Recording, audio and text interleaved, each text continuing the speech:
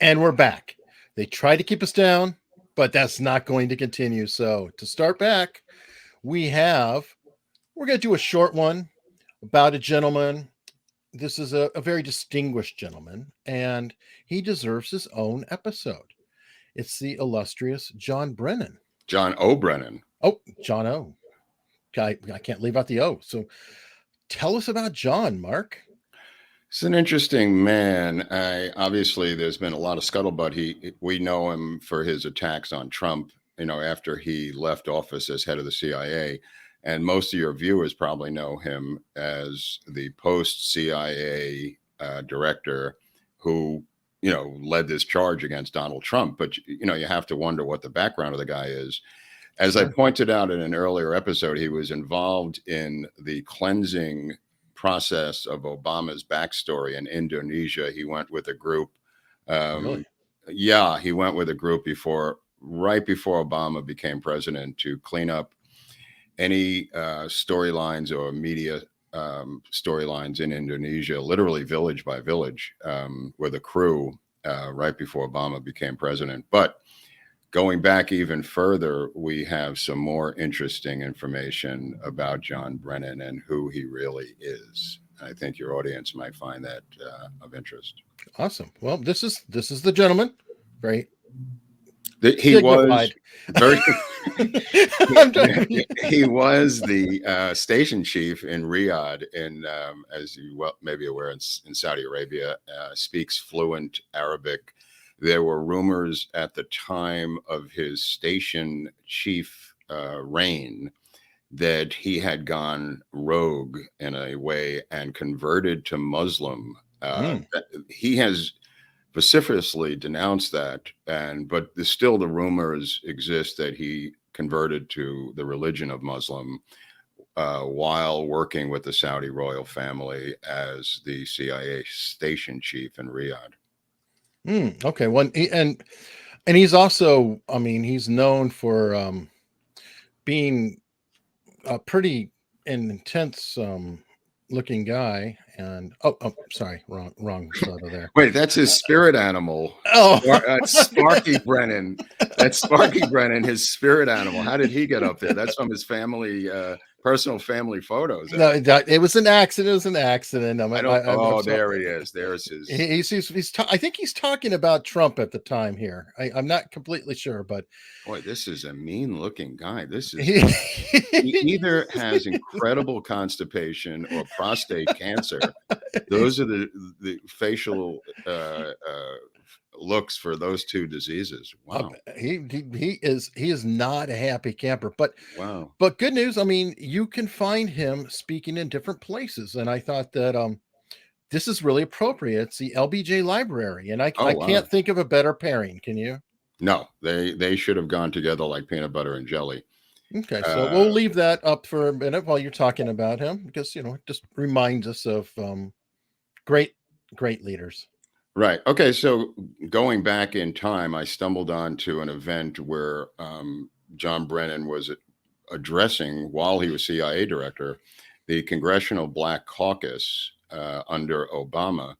And I found the transcripts of this in an obscure place. And in that conference, he was bragging how he voted for Angela Davis. And I said, what is this about? And I had to drill down and find out. He kept saying to the black audience that he voted for Angela Davis as vice president. There's a photo of Angela Davis. I think she was a member of the Black Panther Party. She was on the 10 most wanted list of the FBI at one point. I think she now teaches at Berkeley and is tenured and is a full professor. So who pardoned her? It might have been Jimmy Carter. I'm not sure the technical, or Bill Clinton. One or the other pardoned her. Well, but Bill Clinton did Bernadette Dorn, or I forgot her name. And Bill Ayers, yeah. So, but Cuomo just did really good company. Bowden's father. Is that her too? That's her, right? Yeah, this is from her high school yearbook. She was voted most likely. She was voted most likely to be wanted by the FBI in her high school yearbook in Oakland. Sorry, Eric. And that is not a wig, my friend. They found over 11 handguns in that afro in 1976. before she went to prison. This is a very, very dangerous woman. Interstate flight, murder, kidnapping. Nice to have on your resume. Hard to get a job. Possibly the only Occupation place. teacher. Right. The only place you could get a job with that on your Indeed resume might be Berkeley, the University of California, Berkeley. I don't know what you do to explain that, but I guess it's a badge of honor up there. Maybe. Well, nowadays, I mean, don't you have teachers that are encouraging people to go find Antifa? I think we should do a future show just on terrorist teachers of America, the untold story of the terrorist teachers who are now tenured professors who were bomb-throwing communists in their heyday, destroyed property, killed people, maimed and injured, and are now professors. I think that would be an interesting show, how many there really are. Well, she did redeem herself. I mean, she ran for vice president, didn't she? Right. Well, that's what I was getting at. Angela Davis teamed up with Gus Hall, the head of the American Communist Party, in 1980, or this is 76? This is 80. This is 80. Okay, 1980. Gus Hall, who ran for president as the head of the American Communist Party for many years, took his directives from Moscow.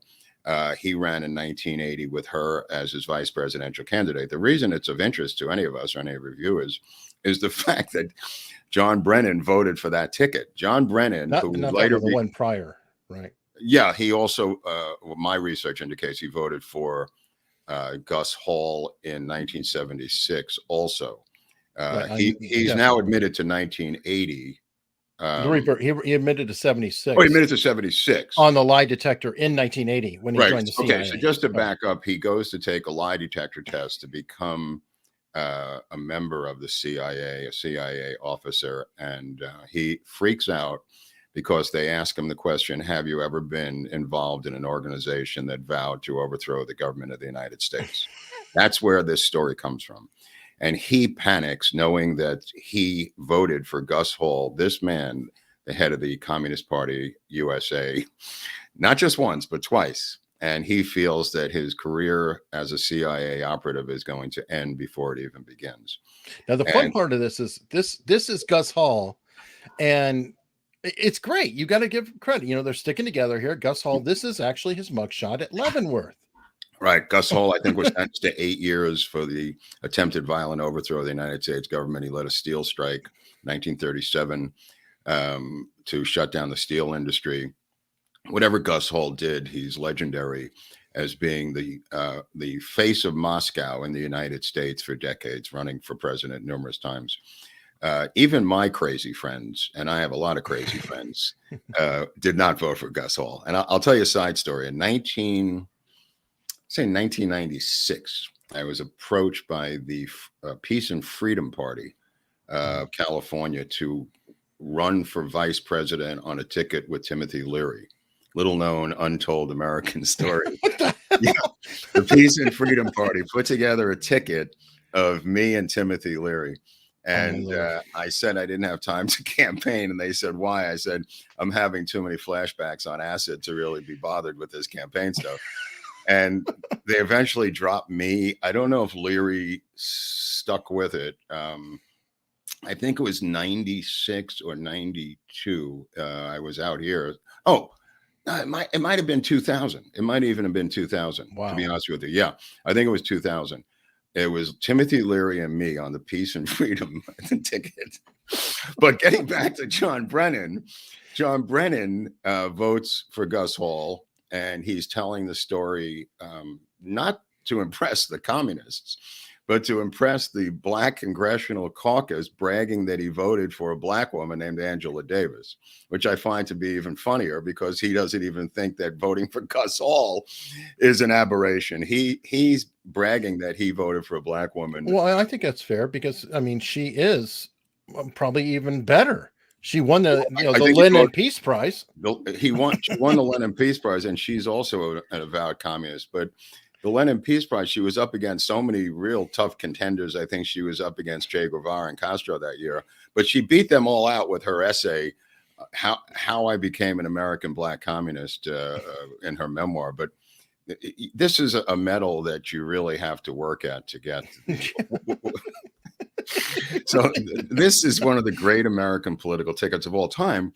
And you would think that somebody who voted for this ticket might be Bill Ayers of the Weather Underground, who might be Bernadine Dorn, who came up with the sign of the fork, the three-fingered fork. I don't know how she did it. I'm kind of parallel. Oh, yeah, there it is. She came up with the sign of the fork, Bernadine Dorn. And she said to take a fork and stab your parents to death. Oh, I think she's now at the University of Chicago. Helping the kids of the teaching, future. well, home economics probably. But and it came from the Manson people, actually, who stuck a fork into Sharon Tate. That's where Bernadine Dorn got that. She didn't make that up. That came from the murder of Sharon Tate with a fork into the pregnant belly. Either Atkins or Squeaky or one of them used a fork. I forget. Yeah. But I remember it's a film press conference. You can look up the press conference of Bernadine Dorn in her micro leather miniskirt, and she was hot. I got to tell you, that was one hot secular terrorist. Well, so was Jane Fonda. Right. But I mean, Jane Fonda had a career as a movie star, you know, and had to be hot in Clute and Barbarella. But Bernadine Dorn was a bomb throwing radical in a micro miniskirt and knee-high boots that a lot of kids my age cut pictures out and put onto their walls of their bedrooms. All right. If that makes any sense. But you're a male of a certain age. It all makes sense. It was Wonder Woman and Bernadine Dorn. Those are the two that were up on my wall. Wonder Woman, Bernadine Dorn. No Farrah Fawcett for you? Nah, I think that was later. Farrah Fawcett was like in the 80s, right? Oh, yeah, okay. 70s, like, yeah. Right. No Farrah Fawcett. No. It was, you know what it was? It was Ursula Andress from, I think, Thunderball. Sophia Loren? Not Sophia Loren. Ursula Andress and Raquel Welch. Okay. From the fantasy movie where they went in the little submarine where they were shrunk down. Fantastic Voyage, I think it was. Or anyway, some of the Bond women probably, you know, were probably more prominent at that time. Ursula Andress was a great one. But anyway, so the point of the matter with Brennan is not only is he linked to the Saudi royal family and converting to Muslim, but he's also a guy who keeps denying he was a communist, which is fine, as I said, if you're Bill Ayers, you know, who ghost wrote Obama's book, Memoir of My Father. Bill Ayers, we know, ghost wrote that memoir, which you should never have a ghostwriter on a memoir. That's always a bad look. But the reason that we know it is that he's publicly stated it because he went to Obama for more money and Obama told him to go fuck himself.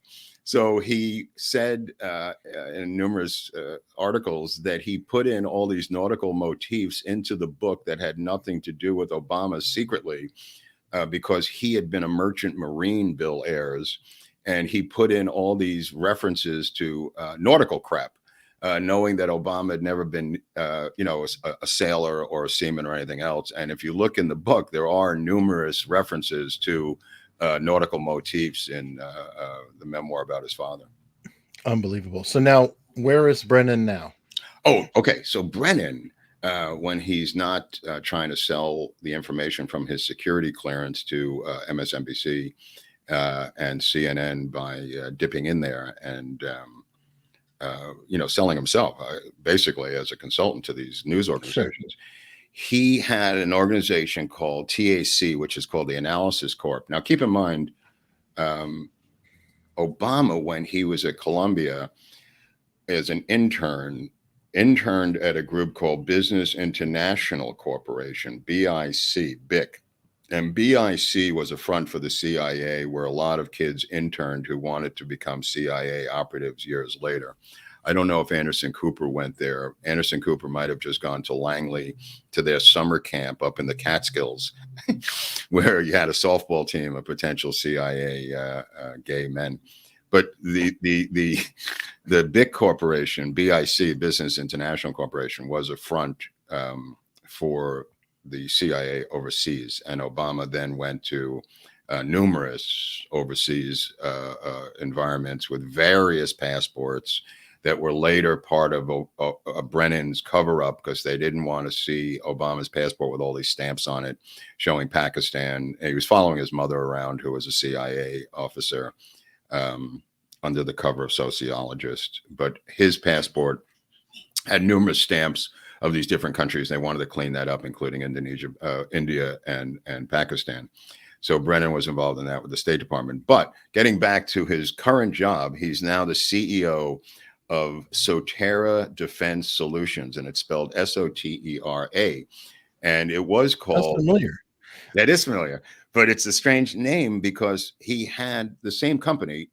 I mean, literally a couple of months ago was called the Analysis Corporation, which is a defense Mhm. intelligence operation, which sounds like something you would name. Standard, yeah, Right. alphabet. So, but they changed that when Biden supposedly became president.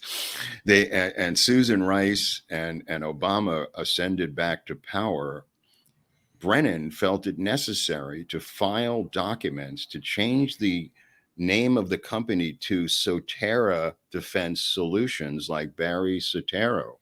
There's a couple of letters. It's the second E is missing, but the odds of that, the odds of naming your company Sotera Defense Solutions, not naming it, renaming it in the middle of nowhere, all of a sudden he has a perfectly fine company, the Analysis Corporation, and changes it to Sotera Defense Solutions. And it's so close to Barry Soetoro. I just found that to be insane. Hey, I mean, at least there's a sense of irony. But Mark, to close out, I got to surprise you earlier. The good news is he's not the only illustrious director of an agency who was once communist. no, Yeah, we got no, another. Yeah. no. Oh, dear God, please. Please, Eric, don't tell me that. Please, I'm just trying to live a normal life. Why do I have to know this? And but this is not from me. Found it here today. New York Magazine. I'm not going to say that that's like a out there publication, and obviously not super right wing. Quote: I voted for Reagan. I'd move from communist to whatever I am now. Oh, I'm dear not even God. sure how to characterize myself politically. Maybe at some point I'll have to figure it out. I have a feeling there are some people who can maybe help him with that definition. So until Wow. next time, Wow. we'll Wow. see what happens What a next. cliffhanger.